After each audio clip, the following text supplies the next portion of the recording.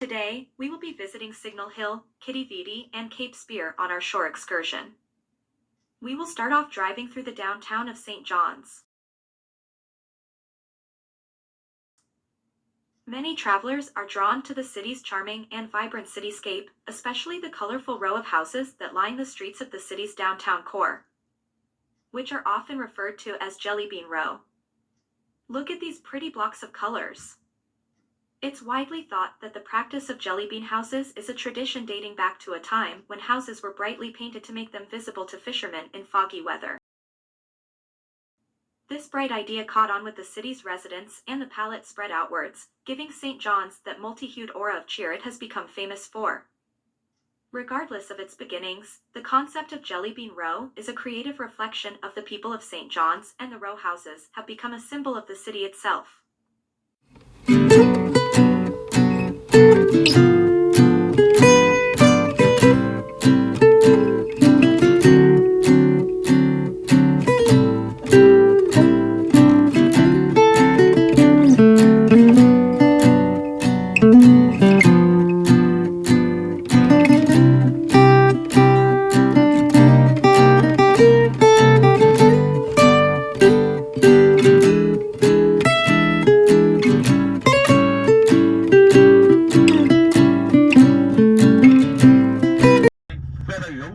And if you look to your right at about 2 o'clock.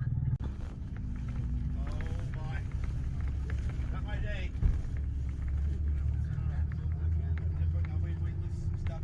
Stop, but he's only actually when he discovered Newfoundland. A lot of people say he should have minded his own business and kept going because it's terrible weather here. But anyway, he stopped there. That was in 1497. 400 years later, they built Cabot Tower in remembrance of him, and as the 400th anniversary of Queen Victoria, etc.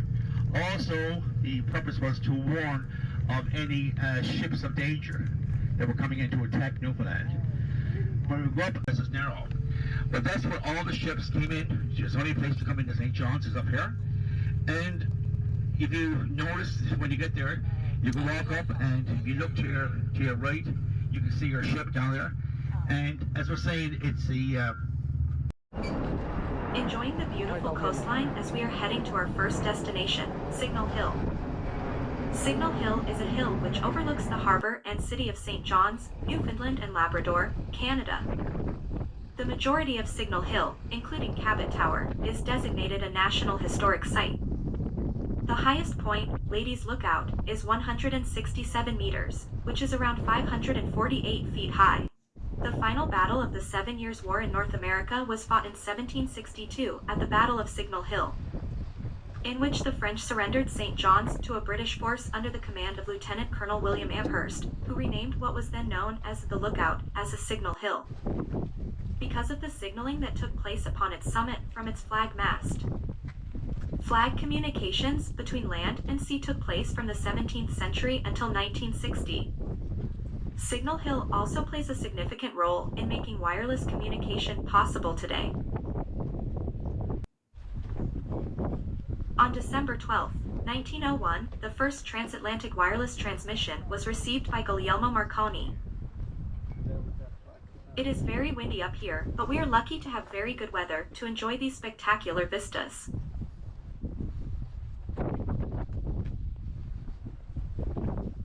Besides driving up here, you can also walk along the hill as they provide walking trails for visitors.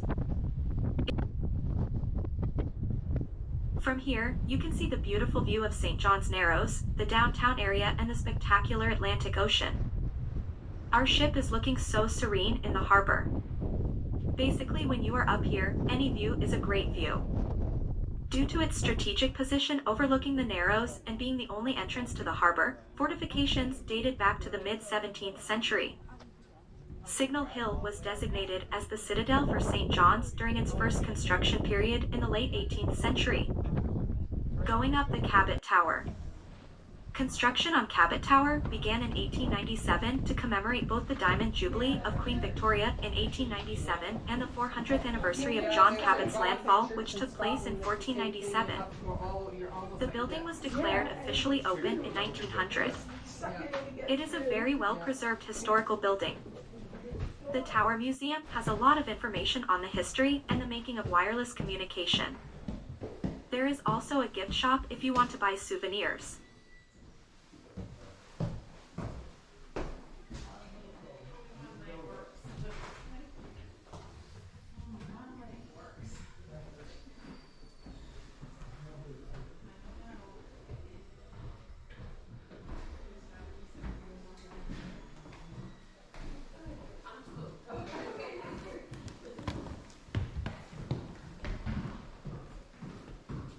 Just watch your steps as you go up the winding and narrow stairs.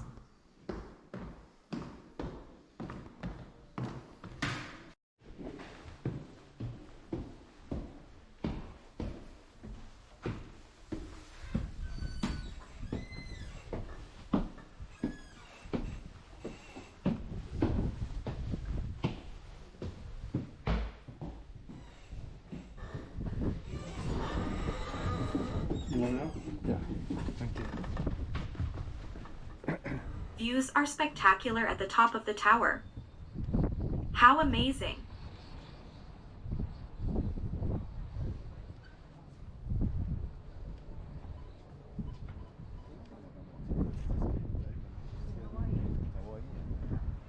Oh yeah, going in the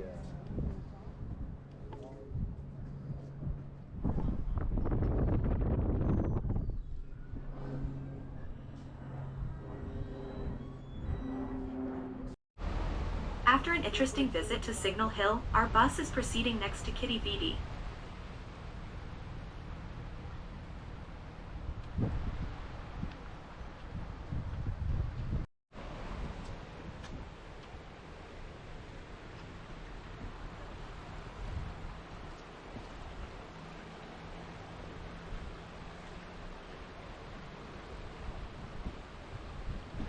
Quidi Vidi is a quaint fishing village nestled in the east end of downtown St. John's. It is a small community within the city and is known for being one of the oldest fishing villages in North America.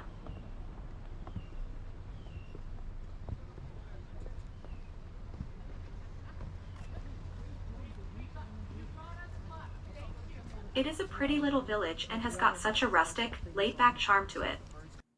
I think I can spend one whole day here, doing something or doing nothing, just simply enjoy the beautiful views.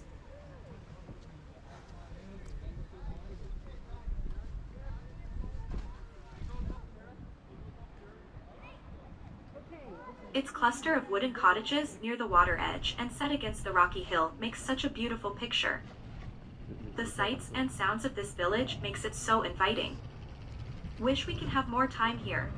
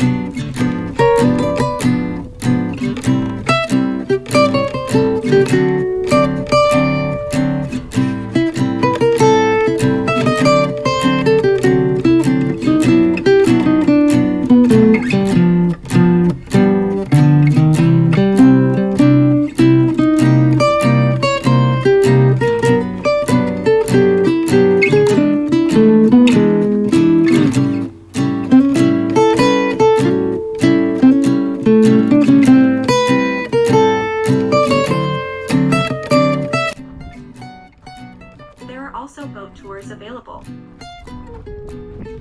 You can also visit the Quidi Vidi Brewery and sample some of their crafted beer. Nonetheless, time to go back to our bus. We couldn't drive up. And it was called Blackhead, and it was called the Hill.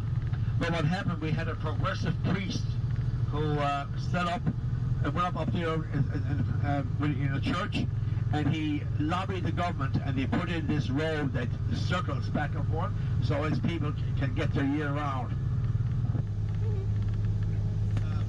Yeah, and before that, as well.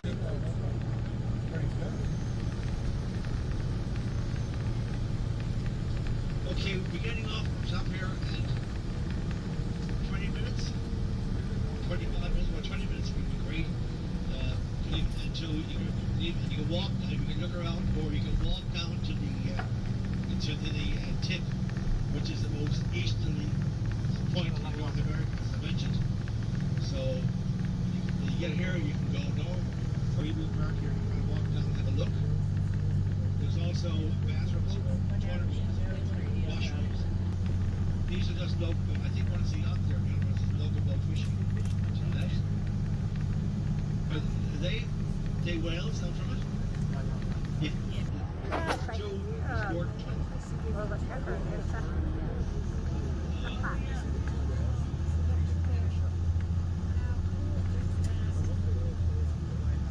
Okay, so 20 minutes?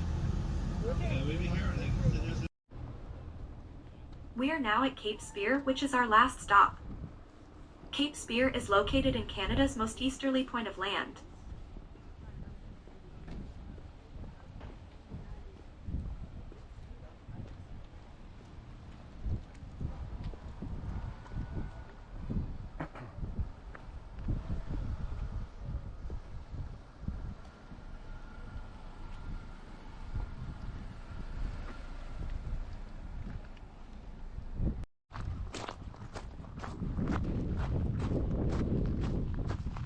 With more than 18,000 miles of coastline, visitors have plenty of opportunities to spot the whales, seabirds, and icebergs that make their way down its shores, as well as take in the amazing views that come with being in the most easterly place in North America.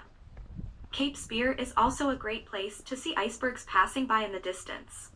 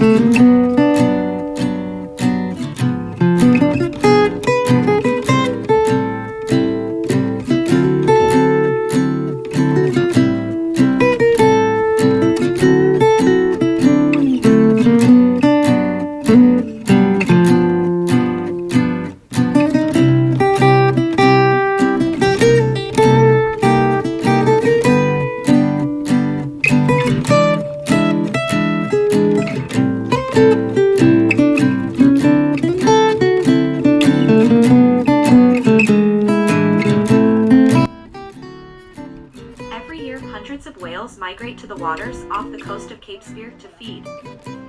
Humpbacks, mink, and fin whales being the most commonly seen. In fact, we saw a whale when our bus was driving along the coast.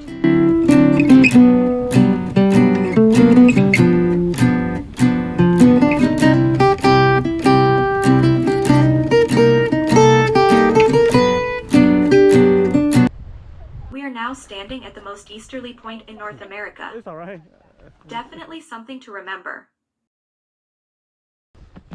Because of its proximity to St. John's Harbour, Cape Spear was chosen as the site for the new lighthouse in Newfoundland. Nicholas Croke and William Parker, two St. John's builders, won the contract for the lighthouse, and work began in 1834 or early 1835. Cape Spear Lighthouse is the oldest surviving lighthouse in the province.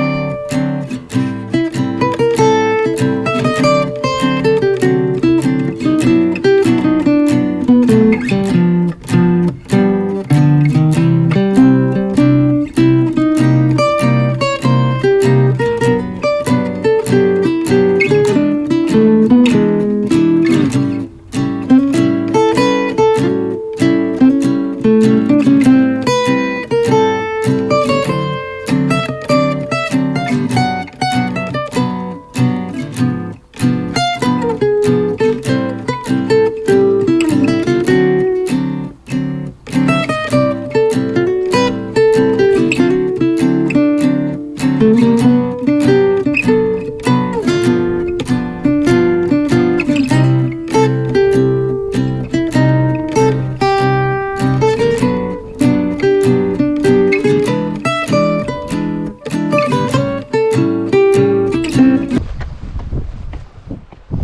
winds blowing and huge waves crashing on the rocks. The steepness of the rocky cliffs makes it even more imposing.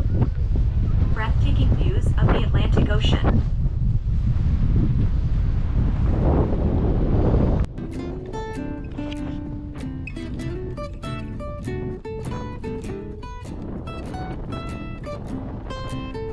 We had a wonderful day in St. John's.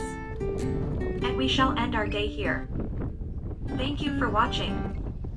Hope you have enjoyed our video.